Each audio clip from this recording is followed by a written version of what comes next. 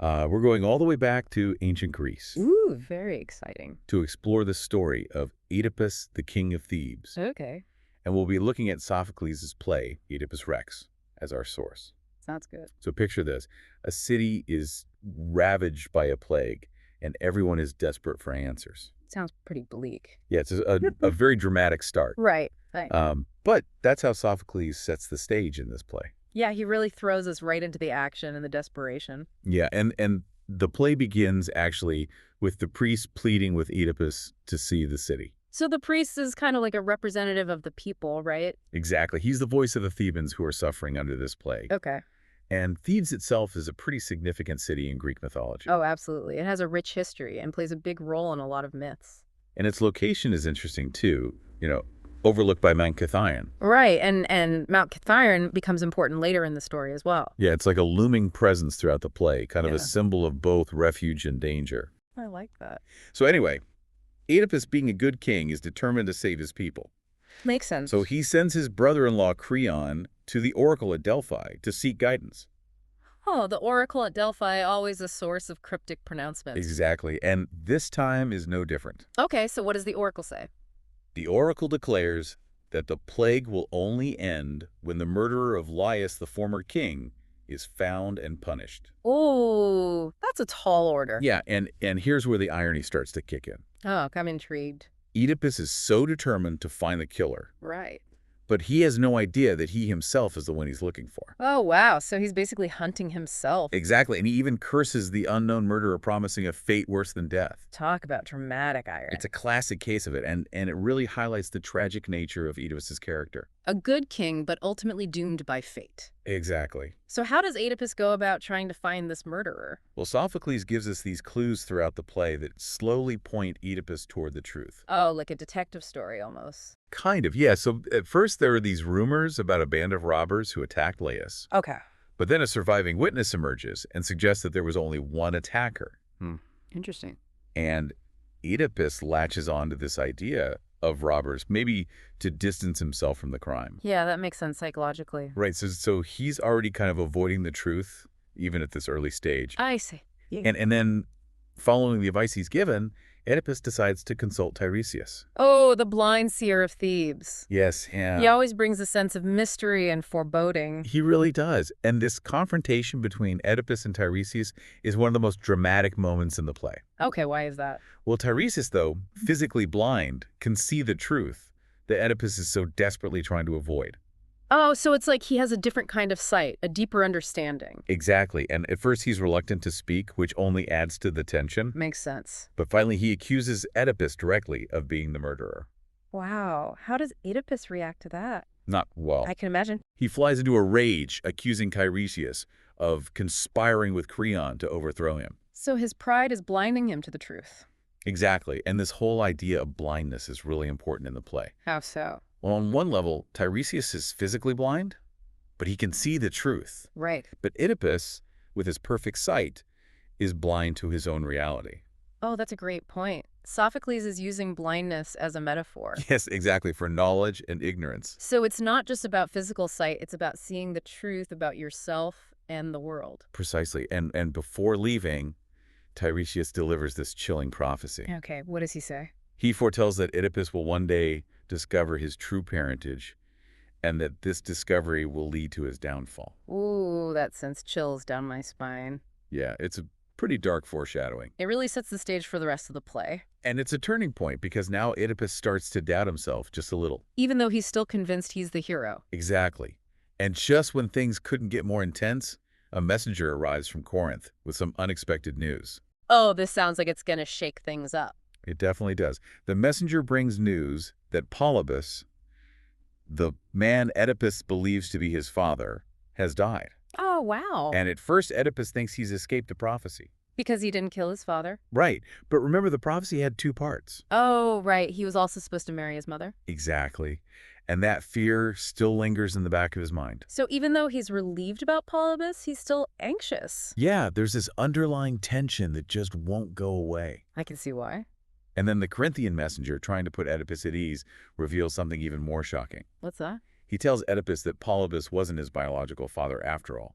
Hold on, so who was his father? Well, the messenger explained that he received Oedipus as a baby from a shepherd on Mount Kithaeron.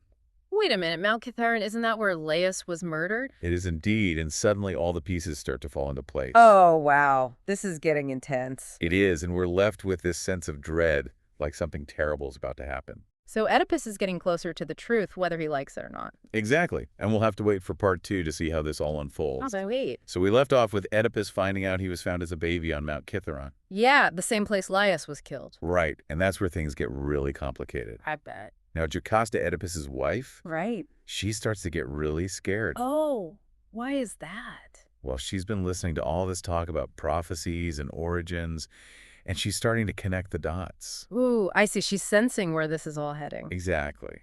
And she doesn't like it one bit. Makes sense. She tries to convince Oedipus to just let it go. To stop digging into the past? Yeah, she's like, maybe these prophecies aren't so reliable after all. Maybe ignorance is bliss. But Oedipus isn't one to back down from a challenge, is he? Nope. He's determined to uncover the truth no matter what. Even if it destroys him. Exactly.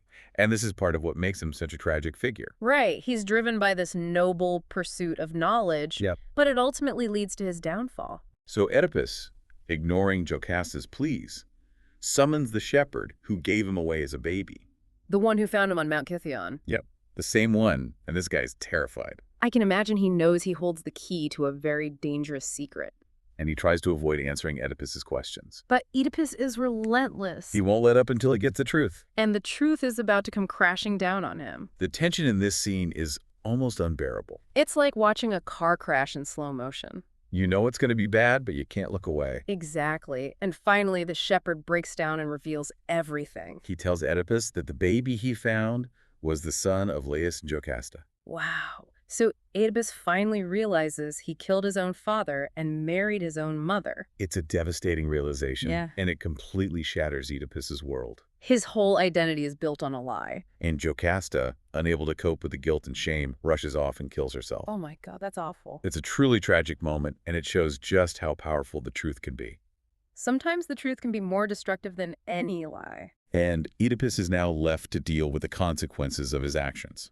How does he react to all of this? Well, he's obviously completely distraught. Makes sense. And in a fit of grief and despair, he grabs Jocasta's brooches and blinds himself. He blinds himself. Yeah, he can't bear to look upon the world knowing what he's done. It's a symbolic act, isn't it? It represents the darkness that has now consumed his life, both literally and figuratively. And it shows the depth of his guilt and shame.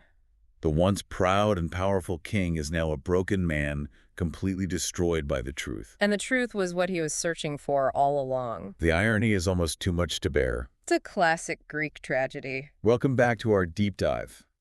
It's hard to believe this is our final part. I know, it feels like we just started. But we've come a long way in the story of Oedipus, We have. and things are looking pretty bleak for him at the moment. Yeah, he's really hit rock bottom. Absolutely.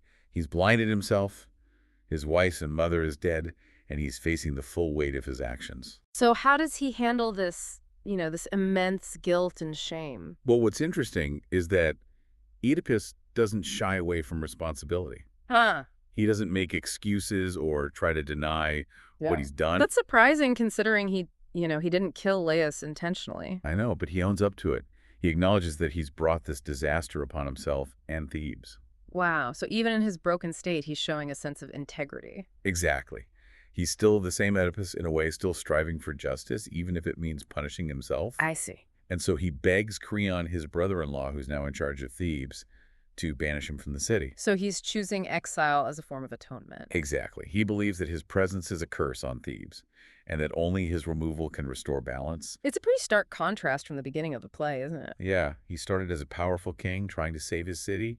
Now he's an outcast seeking to save it by leaving. What a tragic fall from grace. It really is, and it speaks to the power of fate and the limits of human control. So what happens to his daughters Antigone and Ismene? Well, Oedipus asks Creon to care for them, which is, another heartbreaking moment. Yeah, these two young women are left to deal with the fallout of their family's tragedy. It's a reminder that the consequences of Oedipus's actions ripple outward, affecting those around him.